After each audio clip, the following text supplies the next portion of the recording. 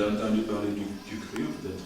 Le griot, c'est un personnage central dans la société africaine, dans la mesure où c'est lui qui accompagnait les guerriers et les rois lors des batailles. Et chaque camp venait avec son griot. Et le griot, c'est l'équivalent du journaliste aujourd'hui, seulement il avait plus de prestige. Parce que, venez, comme ça. Comme ça, on va faire une pierre deux coups. Vous voulez rentrer? Et vous pouvez partir quand vous voulez. Donc voilà, je disais que le griot, c'était l'équivalent du journaliste. Seulement, il avait plus de prestige parce que lui, ce qu'il disait, c'est ce qui se transmettait dans les générations. Et pour cette raison, les rois l'aimaient beaucoup et lui faisaient beaucoup de cadeaux et lui accordaient beaucoup d'importance. Et lors des batailles, aucun camp n'avait le droit de tuer ou de faire du mal au griot de l'autre camp.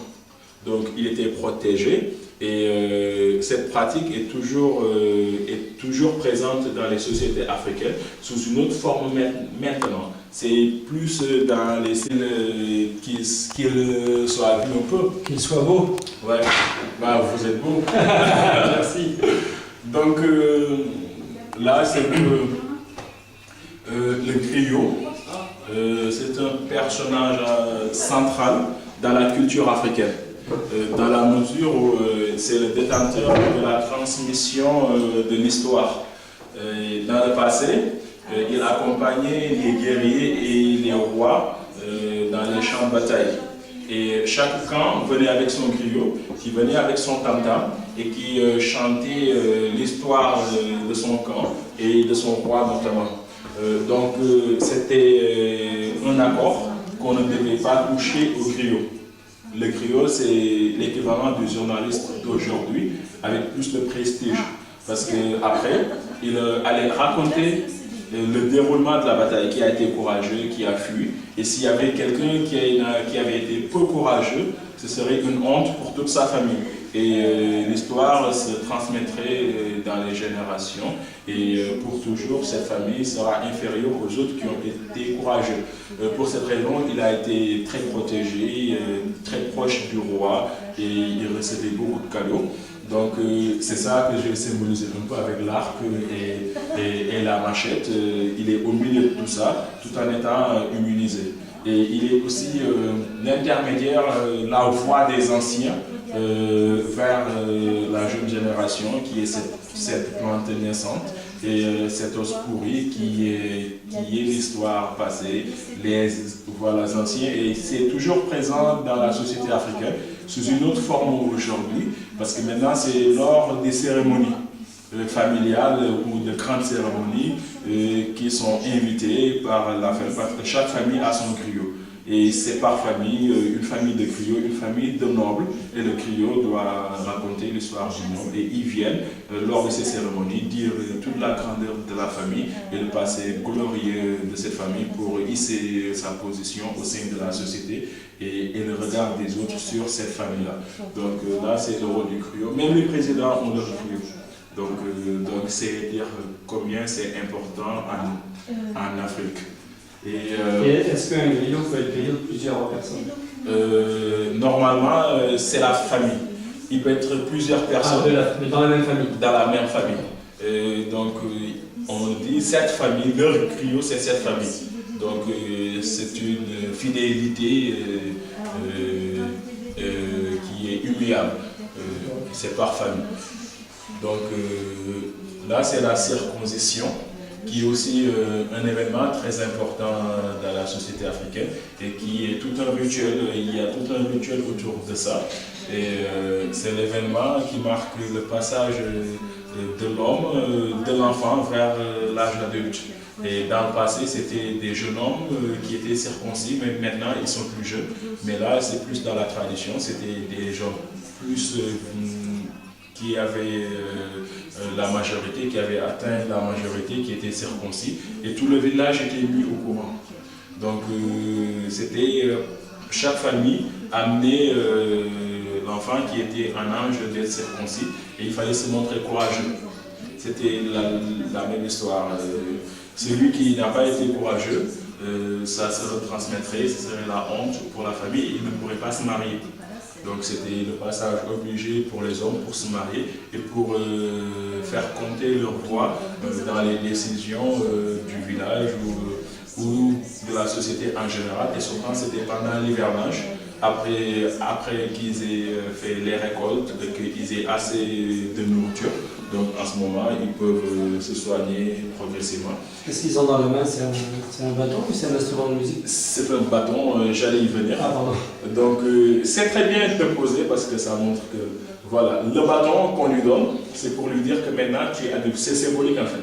Tu peux punir, tu peux ordonner. Pour ça, tu as besoin d'être sage. Et pour cette sagesse-là, on les séparait de leur famille.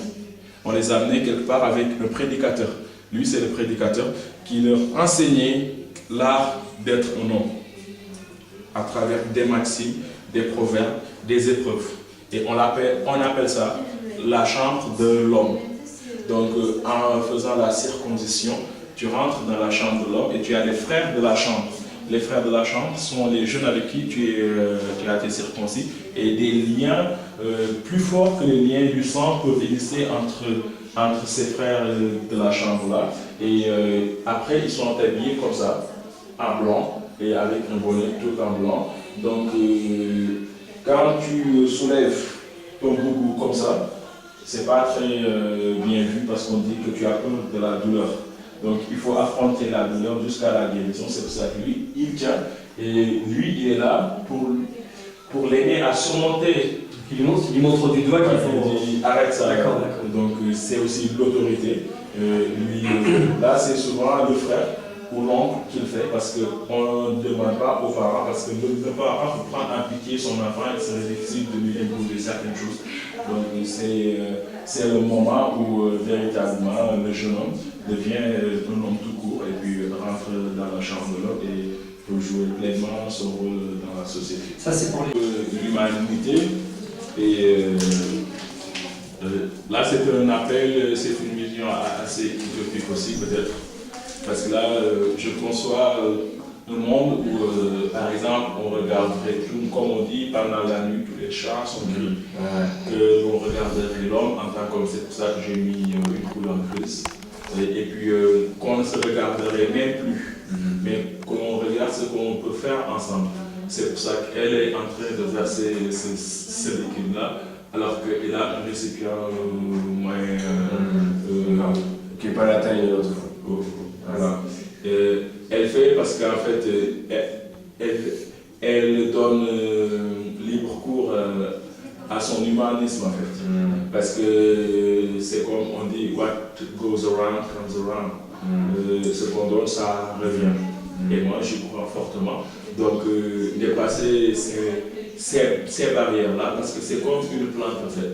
La plante, quand tu l'arroses, elle va pousser, elle va donner des graines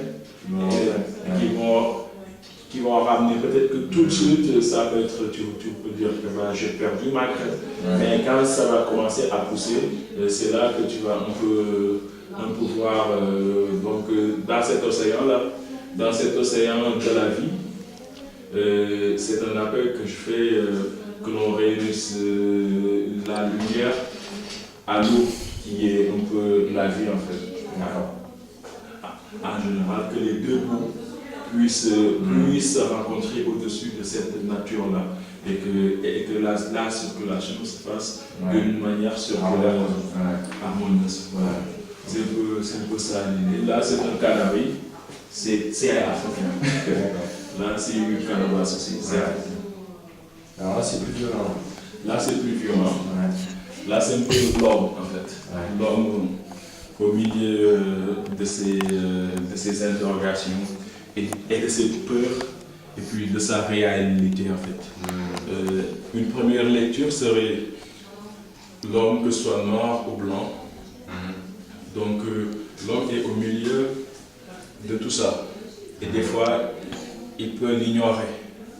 Donc, il y a des lions qui sont là.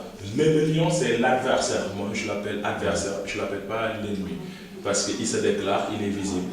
Il te montre carrément, je suis ton adversaire. Maintenant, on va se battre d'une manière royale. Et il y a aussi les vautours qui sont derrière, qui sont là, qui attendent que tu sois affaibli. Tu ne les vois pas à première vue, ils se mettent derrière toi. Et il y a l'hyène aussi. L'hyène qui est sournois, qui est proche de toi, qui vient, qui tu vois pas, tu t'aperçois. Que tu t'aperçois. C'est pour ça que je l'ai vu, même si, comme si tu ne le voyais pas. Donc l'homme est au milieu de tout ça. Et lui, il peut se faire la victime comme ça, gentil, je suis au courant de rien. Comme il peut aussi jouer le jeu, mettre la main sur l'hyène et puis mettre le pied sur tout en toujours tendre l'oreille. Tendre l'oreille au vautour et faire attention au lion. Donc c'est un peu... et puis ça peut être plus loin, plus élargi. Donc l'homme qui est toujours en face de pression et de choix à faire. Et maintenant, cet homme-là, c'est lui qui va se retrouver ici aussi. Parce que c'est des hommes comme lui qui seront des vautours comme lui, pour lui. C'est des hommes comme lui qui seront des lions. Alors l'homme peut se retrouver, peut prendre des rôles comme ça. Donc c'est un peu montrer que l'homme devra aussi lui faire un choix. Est-ce qu'il veut être le vautour, est-ce qu'il veut être là? Sinon, est-ce qu'il y a un autre homme qui pourrait être et qui n'est pas sur le terrain? Donc ça c'est... Ça c'est quand même possible. C'est possible qu'il soit autre chose que ces trois propositions-là. Libre cours à la réflexion. C'est une invitation au débat. Donc c'est l'homme dans toutes ses facettes. Et que l'homme devra faire un choix à un moment donné. À un moment donné. Voilà.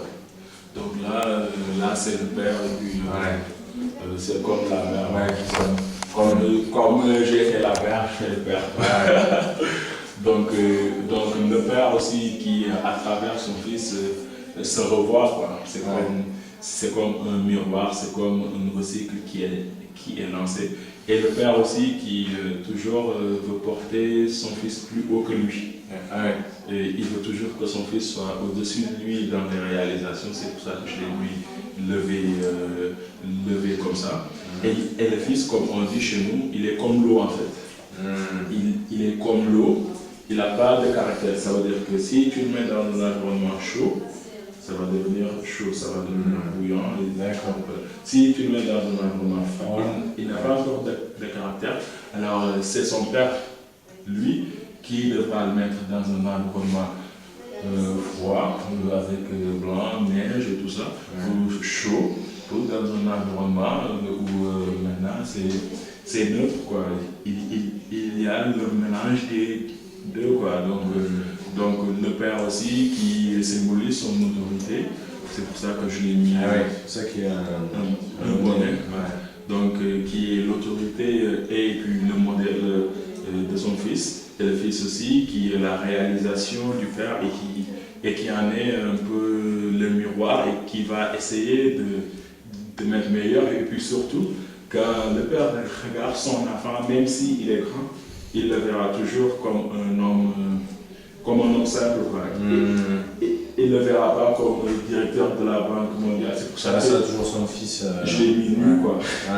Et donc le regard du père sera toujours ce regard-là. Pourquoi lui, il n'a pas de corps Pourquoi il a que le haut du corps, le père? Là, je l'avais fait comme ça.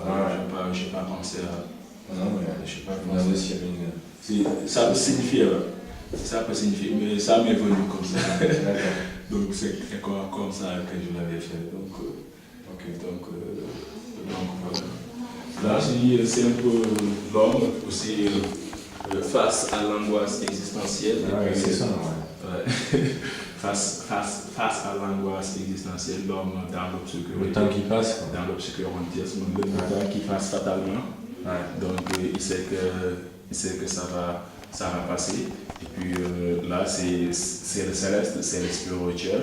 Donc l'homme qui est face à ce dilemme-là, qui doit vivre la spiritualité et vivre aussi le temporel. Maintenant, il s'agira de trouver un équilibre à ces deux. Donc, le constat que j'ai fait, c'est que là, dans bien des cas, c'est le temporel, c'est le matériel.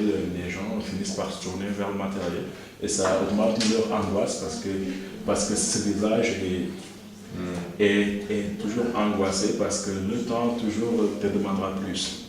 Toujours. Donc, et puis cette spiritualité qui a perdu du poids, qui fait que maintenant, c'est au profit du temporel. Donc, dans mes tableaux, tu verras aussi que je fais une invitation très souvent à la spiritualité. Parce que trop de matérialisme, ça tue l'âme, quoi, en fait. Donc c'est ça. Là aussi, c'est un tableau spirituel. Oui. Parce que je suis soufi, en fait. D'accord. Je ne sais pas si tu connais le soufisme. Donc, je suis soufi. Là, c'est un peu, j'ai essayé de représenter les étapes du voyage spirituel et de l'élévation spirituelle. Là, c'est ce qu'on appelle l'étape de la méconnaissance. Il n'est pas au courant de ce qui se passe, il est là que sur le matériel, que sur le présent. Lui, il a flairé quelque chose, il lève la tête et lui qui a compris et qui prend son envol. Il y en a qui, à cette étape, ils restent là, ils disent qu'ils ont fini, ils sont réalisés. Il y en a qui vont rester là, qui se feront voir. Regardez-moi, moi je fais ça comme le perroquet, toujours parler. Il y en a qui, à cette étape, vont redoubler d'efforts. Là, c'est l'étape la plus importante en fait. Redoubler d'efforts, de savoir dépasser tous les premiers murs qui sont là, et puis aller s'envoler, et là, planer maintenant. Quand ils arriveront là, ils pourront maintenant planer vers toutes sortes de lumières, toutes sortes de... Tout est possible, quoi. Toutes les possibilités, voilà. D'accord. Donc c'est un peu le tableau là. D'accord. Voilà. Donc ça c'est... Et ça c'est combien de la période là, t'as fait ça sur combien de temps là? Ça dépend, des fois je le fais vite comme ça, après des fois ça prend beaucoup de temps. Non mais je veux dire entre ça c'est sur une période d'1 an que tu as fait ça, sur 2 ans, sur 3 ans, 4 ans? Sur 3 ans, 4 ans. 3 ans, d'accord. Okay. Surtout, il y a des tableaux là que je pourrais retoucher, sûrement qui sont pas faits. Okay. Parce qu'il n'y a aucun tableau qui est toujours. J'expose aujourd'hui, demain, je reprends une autre idée, je repars. C'est pour ça que tant que je n'ai pas donné un tableau, c'est pas fini. C'est pas fini, je regarde, puis je rajoute. Il m'arrive même de repeindre tout en blanc. Ah ouais, sur le même tableau et de recommencer. Et de tout recommencer. Ah ouais, d'accord. Ça m'arrive aussi. Ah ouais, d'accord. Ça m'arrive des fois. Ok. Des fois, je regarde. Ouais, tant que tu l'as dans ta possession, tu peux changer. D'accord. Bon, super. L'art, c'est un truc, c'est profond, là. C'est profond. Après, il y a les gens qui peuvent comprendre, d'autres non. Et c'est profond, ça a un pouvoir exceptionnel. Et tu pars, toi, tu sais ce que tu veux faire ou tu pars, c'est un peu comme ça de manière... Des fois, je sais ce que je veux faire. Des fois, je suis là, je regarde une scène ou je regarde quelque chose, je vois une image et je vais le reproduire avec l'explication que je fais de moi, pour moi déjà. Et après, souvent, je n'ai pas l'idée de départ, quoi. Souvent, au fur et à mesure, j'arrive, non, mais c'était pas ça. Donc c'est pour ça qu'on dit que l'artiste est toujours étonné devant son œuvre, en fait. À chaque fois, je suis aussi étonné que les autres, ou plus étonné, parce que je me dis, où est-ce que ça se cachait, ça? Comment c'est sorti là? D'où est-ce que ça vient? Donc je suis toujours étonné après une heure, toujours. Je me dis que, parce que c'est unique en fait, c'est cette unicité qui est exceptionnelle, quoi. Tu te dis, où est-ce que j'avais ça en moi, quoi? Où est-ce que je suis allé chercher ça? C'est pour ça qu'il y a eu un courant artistique, l'iconographie russe.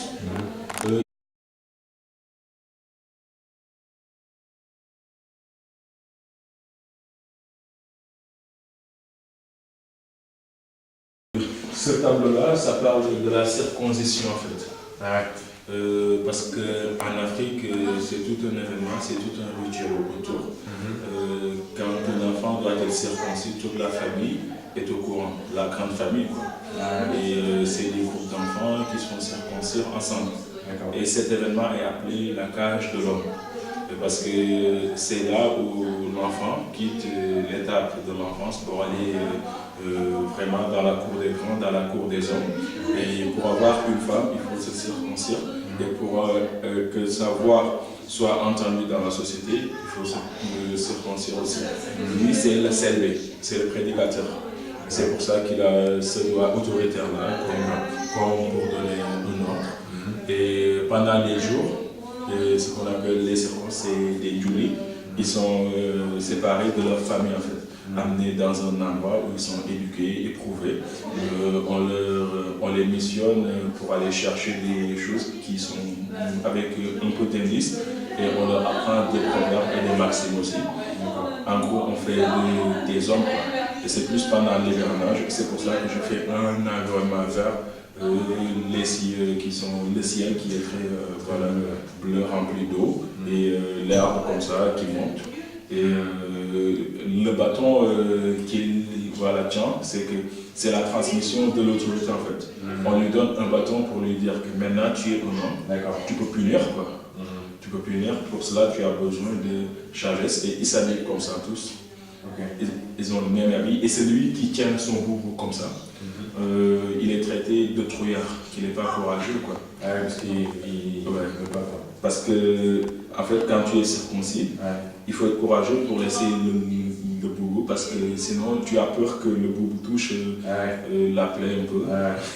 Pour que tu vois, quand tu fais ça, on va te raconter ça toute ta vie en fait. Et donc là, il est peureux là celui-là. C'est pour ça qu'il lui dit laisse quoi. Et il apprend à devenir un homme, à maîtriser sa douleur quoi.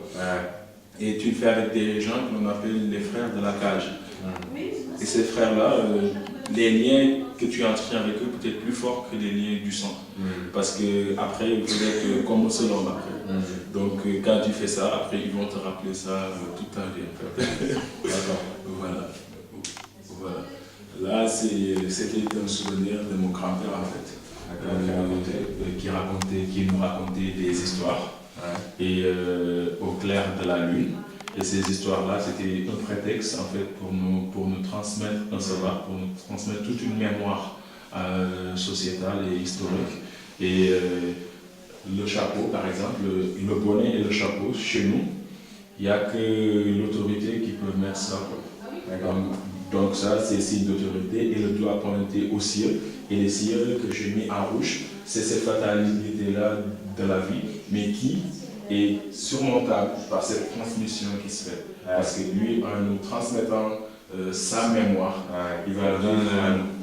C'est comme s'il nous disait, je vais partir avec cette fatalité, cette réalité céleste, mais je vous transmets à ma partie tout ce que je sais. Et ça se passait comme ça, à l'ombre d'un arbre, au clair de la lune, à côté du ruisseau. Et cet environnement-là qui est une nostalgie que j'avais en fait. Je l'ai mis en jaune parce que j'ai pensé à la couleur de l'or. C'est un souvenir précieux et j'ai voulu rajouter un peu de sombre aussi parce que c'est un souvenir perdu en fait. C'est une époque qui a été révolue mais qui est toujours présent en moi, donc j'ai voulu faire ressortir ça et partager un peu cette réalité que je partage avec beaucoup d'autres Africains sur moi.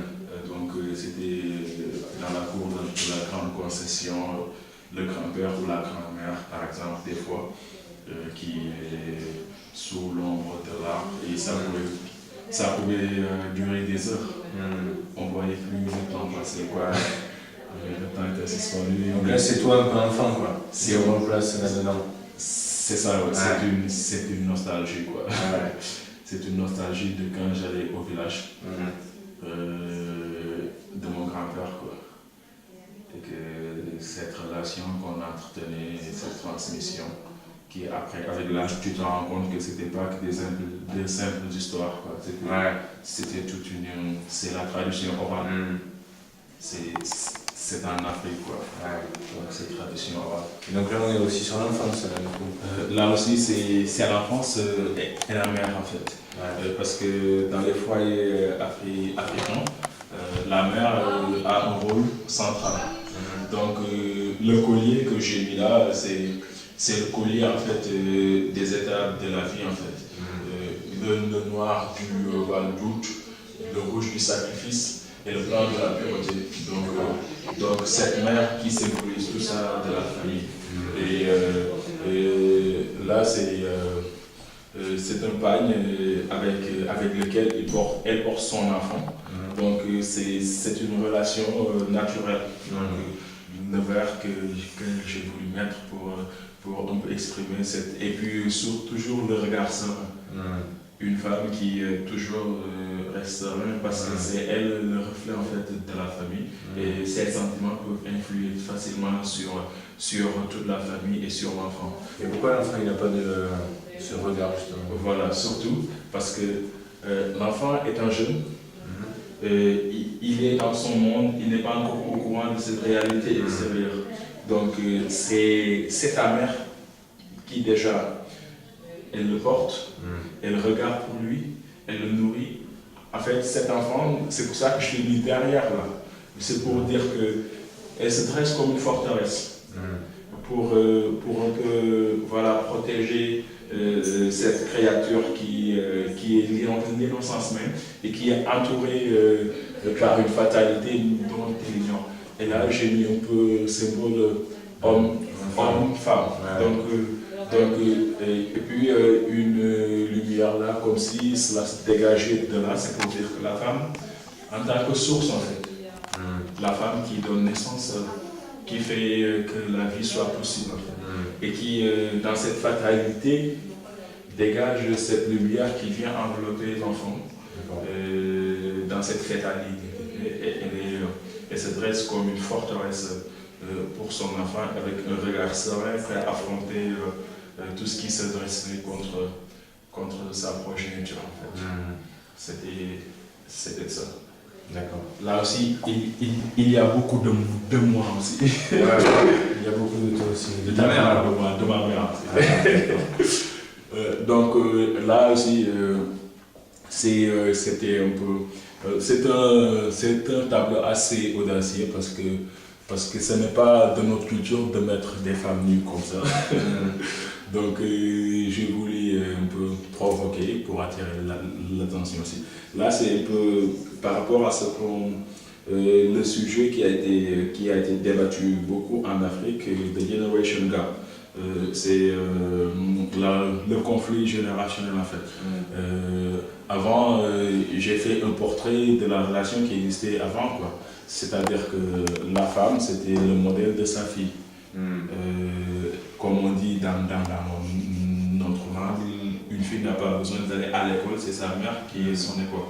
Donc la mère qui se levait le matin pour piler le mil avec des maigres revenus qu'ils avaient, c'est pour ça que le mortier, je l'ai morcelé un peu comme s'il était caché. Donc et la cage derrière, ça c'est nous. Quand on parle du foyer, quand on parle du mariage, on dit la cage. Donc qui partageait avec sa fille cette cage-là et qui, à travers ce matin, tous les matins, quand ils se retrouvaient autour de ça, c'était un moment d'une douceur, d'une complicité. Ils s'échangeaient leurs expériences et puis la femme lui transmettait un peu la tradition orale toujours. Les valeurs d'une femme et ce qu'elle avait pu ressentir pendant la nuit avec son mari, pas très intime, mais lui donner des indices sur le rôle qui l'attendait. Et un peu la différence entre, ça c'est un peu plus profond, c'est l'âge en fait. Elle est encore jeune, beaucoup dorée et c'est pas couvert les cheveux. Elle a envie de montrer cette jeunesse-là, cette beauté en elle, un pagne court, donc cet aspect de coquetterie. Donc, et le rouge, là, pourquoi tout ce rouge, là, justement, qui... Voilà, tout ce rouge-là aussi, c'était toujours cette idée de sacrifice, en fait. C'est que et le rouge découle un peu des cages. C'est pour dire que ce n'est pas toujours rose, en fait. Parce que la femme, toujours, a été dans nos sociétés vue comme une porteuse de symboles, en fait. On lui faisait beaucoup, on faisait reposer sur elle un poids très lourd, en fait. Par exemple, on a l'habitude de dire quand un enfant est mauvais, on va dire que sa mère est mauvaise, et quand il est bien, son père est bien. Donc c'est la femme qui portait beaucoup de préjugés, donc c'était ça le sacrifice qu'elle faisait dans leur chambre, et puis dans ces sacrifices-là, elle réussissait quand même à tisser, en fait. À tisser un futur. C'est un tissage, en fait, si tu regardes bien. À tisser un futur, à maintenir la famille unie, à rendre possible un futur, quoi. Donc c'était ça, quoi. Et on peut... Ok, je pense que c'est ça.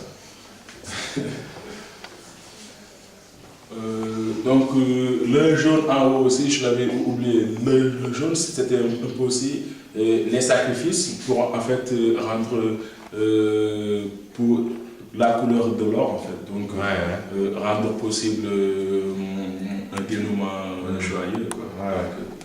Donc voilà. Là, c'est un tableau que j'ai fait à mes débuts quand je suis arrivé ici. Donc, tu es tombé amoureux? Pas amoureux trop. Pas amoureux. Mais j'ai commencé à fréquenter les petites blanches, et puis j'ai commencé à me départir d'une certaine idée que je m'étais faite d'elle. Donc j'ai vu que c'était des femmes, quoi. Tu croyais que c'était quoi? Je savais que c'était des femmes, mais en fait, chez nous, on disait qu'ils sont trop différentes, il faut faire attention avec elles, etc.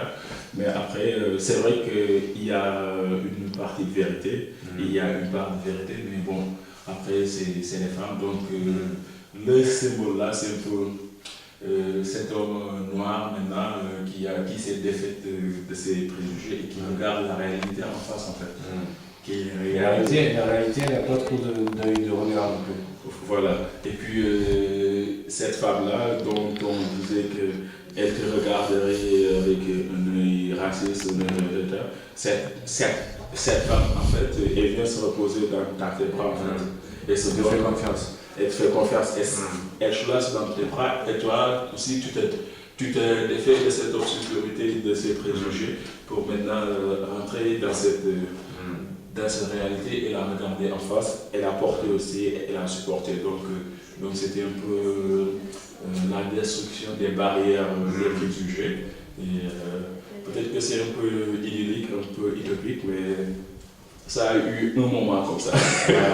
J'ai un moment pensé comme ça. Donc, maintenant tu ne penses plus comme ça? Un peu plus mitigé. Mais bon, c'est ça. Donc c'était ça qui se donne à lui, et lui aussi qui la supporte et qui regarde la réalité en face, qui se défie de ses préjugés. Donc c'était quand je suis arrivé. Bonjour. Quand je suis fraîchement arrivé en France. Ça me donne envie de rire quand je arrive. Voilà, c'était. Bonjour. Vous allez bien? Oui, bonjour. Bonjour. Madame Lepoche, qui est la directrice de l'établissement. Ah, enchanté. Avant l'expo, j'ai vu Patrick tout à l'heure, j'ai dit. D'accord. D'accord. Donc là, c'est un peu plus spirituel. Donc j'ai un peu observé le monde d'aujourd'hui en général, et j'y ai noté un peu un recul en la croyance spirituelle. Je ne parlerai pas de religion, même si ça en fait partie, et je pense fortement. Donc les gens sont devenus plus matérialistes. Et cette matière-là qui est symbolisée par l'argent est en train de mettre à genoux l'humanité en fait. L'humanité qui n'est même plus l'ombre de lui-même et qui n'arrive même plus à se relever et à regarder le monde, ce qu'il est en face, et qui est en train de pleurer, c'est les crises, c'est les suicides, c'est le terrorisme. Et cette spiritualité avec le cheval volant qui est dans le monde imaginaire vraiment de l'esprit, qui n'existe pas matériellement du monde, donc qui a perdu ses ailes en fait. Et de ses ailes, les gens ont fait de l'argent. Ça veut dire que l'esprit ne peut plus s'envoler, l'esprit est emprisonné par cet argent-là. Et puis par l'or noir qui est là. L'or noir, la spiritualité a été emprisonnée dans cet or noir qui ne peut plus. Donc c'est une description assez lugubre. Merci. Au revoir. Donc c'est une description assez lugubre, mais c'est la réalité en fait. L'homme qui est en train d'être percé par l'argent, par le matérialisme. Donc voilà, et qui verse des larmes de sang. Voilà. Là c'est ça. Là c'est un peu la nature et puis l'humanité en fait. C'est un cycle en fait. Là, non mais ouais. Ah bien sûr. Excusez-moi.